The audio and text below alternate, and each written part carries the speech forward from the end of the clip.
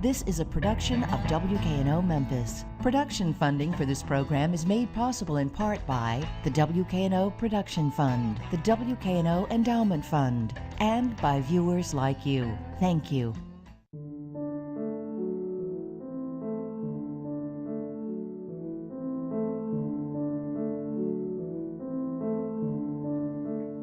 Traditionally, this program has dealt with people who have written a book. Well, this time we're going to be talking to someone who should write a book. Beverly Shelley was living a normal, happy life with her husband and 2 kids in Collierville, Tennessee, when an unspeakable tragedy occurred. Her husband, who is a contractor, was robbed and then murdered by a total stranger in 2013. It's what happened next that is both surprising and inspiring, and it is my pleasure and my honor to have Beverly Shelley on this program today. Thank you so much. Well, listen, before we get to those horrible events on that day in 2013, let's talk about your husband, John Shelley. Yes. How did you meet?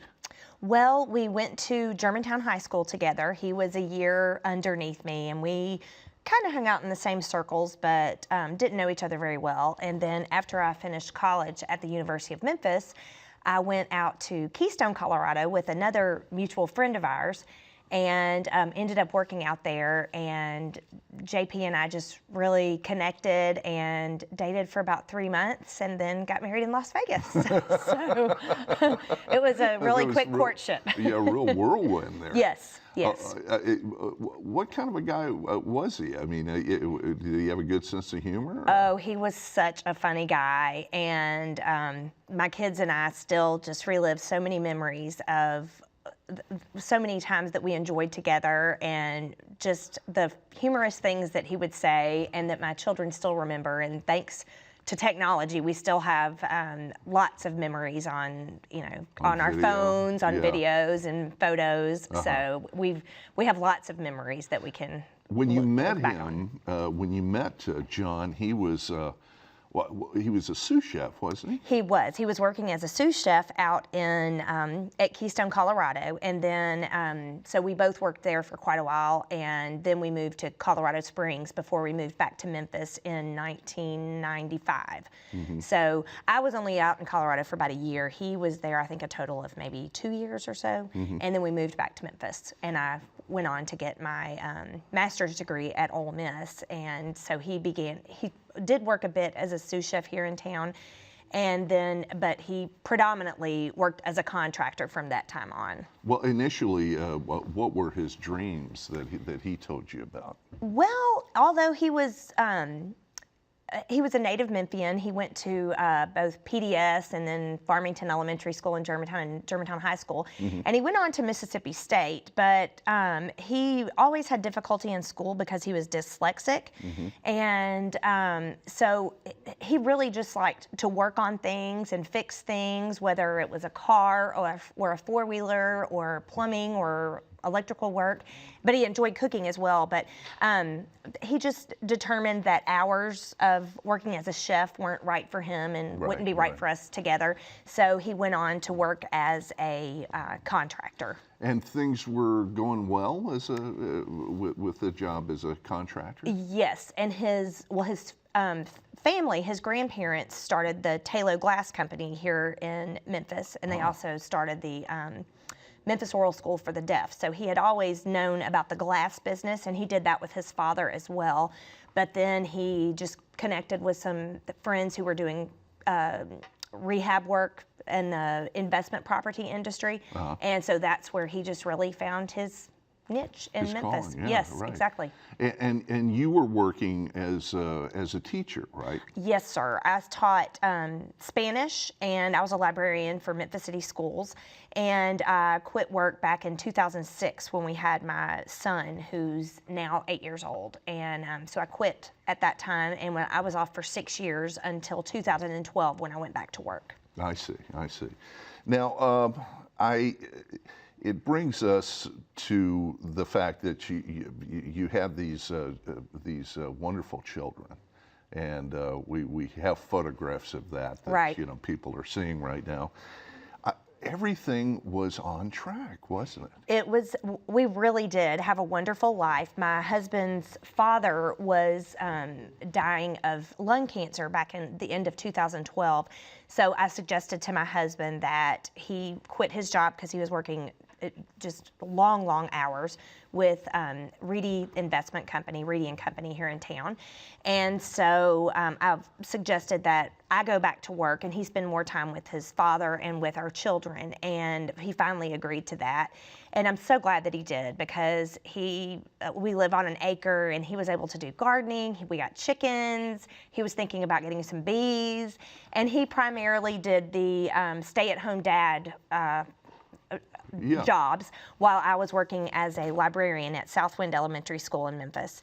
And we just had a wonderful life together. But he also, in between taking our kids where they needed to go during the day, he was also doing contract work on the side, which is how October 4th, 2013 came to pass. Yeah. So tell me about that particular day. Well, so October 4th is my son's birthday, and on October 4th, 2013, that was his 7th birthday. It was on a Friday, the Friday before fall break for Shelby County Schools, which I worked for Shelby County Schools, and I was taking off work early that day because my son's birthday party was at a local Malco theater, and his party was at 3 o'clock that afternoon. So about, I guess, maybe around 12:15, I kept hearing my phone buzz while I was teaching a class, a 5th grade class. I kept hearing my phone buzz, and I was thinking, wow, who keeps calling me? They know I'm at work. Yeah. And so when I was finally able to check the voicemail, I heard that it was the Memphis Police Department, and they had left a message saying that I need to call them back. So I called back, and she said, let me call you right back. And at that time, when she finally did call me back, I was in lunch duty at my elementary school. And so I snuck back up on the stage when she called me back to answer the phone call, and learned that my husband was at the med. And, of course, I thought he had maybe been in a car accident or something like that. But or that he even maybe fallen off of a ladder or something like that. And, just something, just normal average. Exactly. And I didn't know his schedule that day, so I had no idea, exactly what he was doing, or I just knew that he had just dropped my daughter off he would be dropping off my daughter at preschool. And so I just thought that maybe he had been in a car accident or something. And so they told me to go on down to the med. They wouldn't tell me, the status of how he was doing or anything before I got to the med. And then when I got down to the med, I overheard some detectives at the receptionist desk when I walked in say he did not live in the house. He was just working on the house. And when I heard them say that, I thought they're talking about my husband. And immediately I just thought he's been shot. And my brother-in-law is a battalion chief with the Memphis Fire Department. So on my way down to the med, I called him. He was on duty that day. And I called him and asked him to go to the med because something was wrong with JP. So he is eventually the one who broke the news to me, because a chaplain came in and told me she was so sorry. And I said, what are you sorry for? I had no idea exactly what had happened. And then my brother-in-law eventually came in and told me that my husband had been killed, robbed and shot. And you had a birthday party to go to. Yes. So on the way down to the med, my assistant principal drove me down there, and so I was calling people on the way to the med saying, something's wrong with JP, I don't know what it is, but the party's been canceled. So it was, because the party was supposed to take place 2 hours later. And so again, I found out that JP had been murdered when I get down there, and they didn't know who did it. I knew that his wallet had been stolen, his phone and his iPad had all been stolen. And, then after being down at the med for a while, I came home, and, what do you say to your 7-year-old child who's wondering why we're not at his birthday party?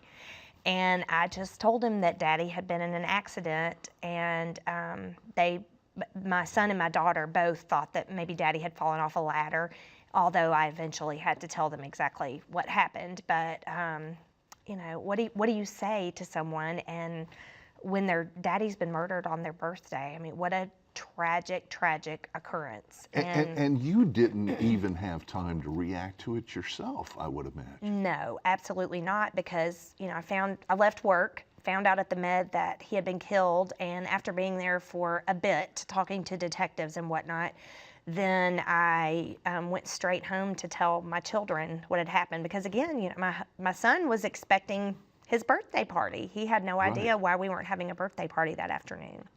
So it was a really difficult time, but the community, friends, and family have just been wonderful. So I've had a tremendous amount of support during this whole ordeal, and specifically during that time. Yes, that's one of the things that you mentioned. That you almost the sense of community really came and visited on you at Absolutely, that point. absolutely. Because people were doing everything that they could to help you out. But at that same time, sorting through all those feelings that you must have had, and I think what's amazing about your story is the fact that hatred was not one of the options that you went for, whereas a lot of people would have. Well, I think a lot of it goes to the fact that I do have children, and I've taught in the inner city for much of my teaching career, and I really struggled with, what causes. Well, at first, of course, I didn't know who committed this crime. Right. But a week later, the sergeant texted me and said that they had someone in custody. And then I texted back. I said, well, how old? And he said 15. I absolutely was just flabbergasted. I mean, I just thought, where could a 15-year-old be in his life to do something like this? I just was completely stunned. But again, as a teacher, it's just blown my mind that a child could have this type of hatred and just not caring about human life to do something like this to another person without a thought. Well, we should back up. You found out what the details were. Yes. About your husband's last moments. Right. And what were they able to? What were the police able to piece together as far as that was concerned? Well, it hasn't gone to trial yet, so I don't know all of the details. I just know some facts. But so there was a 15, a 16, and 17-year-old involved. The 17-year-old was the driver, and he had, after I went to juvenile court and found out some of the facts, the 17-year-old had missed over 150 days of school in his high school career, yet he was a junior, and he was allowed to check himself out of school that day for some reason unbeknownst to me. So he checked himself out of school, then drove in that area this is kind of Perkins Knight Arnold area. And he, on his way through the neighborhood, I guess the other two kids flagged him down. This was a 15 and a 16-year-old. The 16-year-old was supposed to have been in an alternative school, but hadn't been going to school for nearly a year. And the 15-year-old, it's my understanding, was suspended from Wooddale the day before. So these are kids not in school, should have been in school, and just roaming the streets. And from what I learned in court, the 15 and 16-year-old just wanted to go out that day just to rob someone, to get some money. It was a Friday. It's known to be a payday for contractors and construction workers and whatnot. So they flagged down the 17-year-old to pick them up, and they happened to see my husband and a guy who's done some work for him at this particular house outside. Yeah. So my husband went over there to give an estimate and met this the other victim over there, and they were both the 15-year-old apparently robbed my husband at gunpoint, and the 16-year-old robbed the other fellow, Octavio, at gunpoint, and they both gave the 15 and 16-year-old everything they had. And for some reason, the 15-year-old apparently shot my husband in the face after he had given him everything. And then, so that's really all I know. You How know, in the world were you able to redirect your feelings after something like that? You Because know- as I said before, most people, it would have just been pure hatred at that point. well, I guess after I learned who did this, and my first one of the defendants, the 15-year-old in particular, had posted pictures on Facebook afterwards, and so a coworker emailed me and said, "I think this is the Facebook page of one of the suspects." And this was the photo of the perpetrator counting the money Yes. that was actually robbed from your husband. Yes, counting money that was apparently taken from my husband. My husband had just been to the bank and he got out a large amount of cash to pay some of his workers. And so that was all taken from him.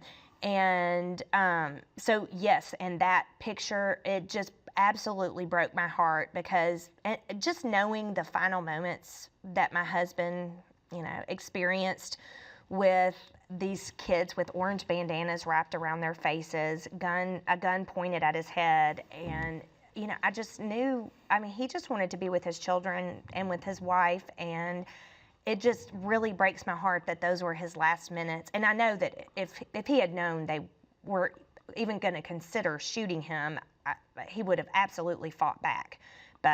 And he did have a gun permit, and he often carried a gun with him, but it just so happened that the gun, there was a clip missing on the gun or something, so he had it in his truck toolbox, so he didn't have it on him. Not that it would have even made any difference, I have no idea, but so it's been very difficult. When I first saw the pictures, I just thought, I want to move. I want to get away from Memphis, from this gang activity. I want to move far away, but I've chosen to stay here. My children want to stay here. My sister and my brother-in-law have moved right across the street from me. Right.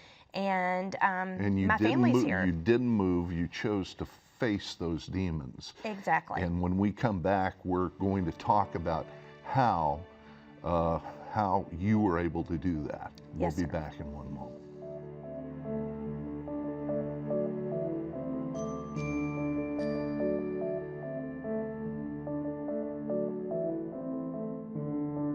And joining us right now is Richard Graham, who is the executive director for JIF, which stands for Juvenile Intervention and Faith-Based Follow-Up. And we'll get more into that in a second. But first off, how did you hear about Beverly's story? I was the new executive director of JIF, and I was checking emails coming into our founding director's email box, and there was one from Beverly Shelley talking a little bit about her story and that she'd heard about JIF and that she would like to know more and she might want to get involved. But I actually met Beverly back when she was 3 years old when I worked for her dad in Atlanta, Georgia. So it took me a minute to connect that I was getting an email from Beverly Corder, who I knew at 3 years old. I see. Now, how did you and JIF hook up? How did you end up redirecting those feelings that you had after your husband's death? Well, once I went to juvenile court and learned about the history of the defendants, the 15-year-old who is accused of murdering my husband, when I saw him in juvenile court, that was his 16th visit to juvenile court. So he had been there for 15 prior offenses. And then the other two defendants as well had a bit of a history with juvenile court. But I just couldn't come to grips with why was this 15-year-old allowed to be roaming the streets with all of these offenses. And some of them were violent offenses. And so I just was looking for some answer as to what's being done in Memphis when a friend of mine from Lipscomb and Pitts said that they had a breakfast club meeting with a group called JIF, and he told me a little bit about it, and that's exactly what I was looking for because it's a group that works with multiple juveniles with multiple offenses. I see. This is a good time to really get into the particulars of JIF as well. Give us a history of the how and why JIF was created. JIF was founded back in 2003 by Rick Carr. He came out of Youth for Christ, and Rick had noticed in attending sessions down at juvenile court that he would see some of the same youth repeatedly coming through the doors. And he started questioning why, and basically founded JIF to work with court-assigned juvenile delinquents ages 12 to 18. The average youth has been through juvenile court 3 times. And so our mission at that point came to be to rescue youth from this cycle of delinquent crime. Mm-hmm. And since 2003, we've served over 750 youth in our program. Mm-hmm. What did you see in this that was a salvation for you? Well, as a Christian, it's a Christ-centered organization, and that was very important to me, but it's also the only organization in Memphis that works with juvenile offenders with multiple offenses. So many of these children, if they have multiple offenses, if JIF is unable to help them, they're just on lockdown at their house, or, so they're on house arrest, or they might get some counseling. But I just feel like these children just need the intervention of a service like JIF, because we work with them for a 4-month stint, and even after that with follow-up care. Mm-hmm. So I just think it's really important for us to reach out, especially to these children who just repeatedly come to juvenile court over and over and over with no end in sight. Do you see this intervention, working in a real way? I've heard people talk about, I'm going to take devil's advocate for a second. I've heard people talk about the fact that you have to catch kids early, when they're little kids. Mm-hmm. But by the time that they're 17 or whatever, they're lost. They're lost, to really, any efforts to help them at that point. Counter that for me. We haven't found that to be the case. The average or the national rate for recidivism for this age group is around 85%. Mm-hmm. Over the 14 years that we've been working with these youth, we've lowered that to below 40%. What we find is, regardless of the age, because most of these youth do not have male supervision in their life. Most mm-hmm. of them are from single-parent homes. Once they're shown a little bit of love mm-hmm. and told that they are of value, because we believe they're actually the solution rather than the problem. They were born into this. They didn't ask for it. But once they're shown the love of Christ and God's value system versus a relative value system, typically the turnaround is amazing, and we've seen that. We have one youth who's just enrolled at the police academy, who will be finishing Memphis State. He has 1 semester to go to get a degree in criminology. Mm-hmm. We have other youth that are graduating through our culinary program. Mm-hmm. And certainly, if you want to find out more information about what JIF is doing, you will see their website on the bottom of your screen. Have you had the same kind of experience that Richard has had in seeing lives changed? Absolutely, and I've been in contact with several of the kids from JUTH, and just like the one he just spoke about, who is finishing up at the University of Memphis and enrolled in the police academy. I just don't, what more could you ask for from a child who's lived a criminal life, but to, pay it back towards society by, helping others through the police academy, through joining the police force, and just by bettering himself. Mm-hmm. Years ago, I heard someone say that revenge is a poison that you drink, hoping that the other person will drop dead. And that's a perfect way to describe the corrosiveness of that kind of hatred that could have easily manifested itself in your life. Have you considered writing a book as an inspiration to other people?